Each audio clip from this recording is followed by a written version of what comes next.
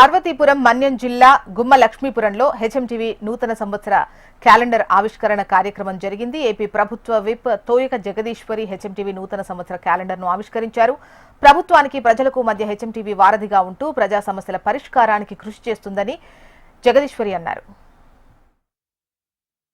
నూతన సంవత్సర శుభాకాంక్షలు ప్రతి ఒక్కరికి కూడా కురుపాం నియోజకవర్గ ప్రజల తరపున హెచ్ఎంటీవీ వీక్షిస్తున్నటువంటి ప్రేక్షకులందరికీ కొత్త సంవత్సరంలో అందరూ ఆరోగ్యంతో బాగా అంటే స్థిర సంపదలతో ఉండాలని అందరికీ మనస్ఫూర్తిగా కోరుకుంటూ, అలాగే హెచ్ఎంటీవీలో వస్తున్నటువంటి ఏవైతే విజువల్స్ ఉన్నాయో అవన్నీ కూడా ప్రేక్షకులందరూ చాలా బాగా ఆదరిస్తున్నారు.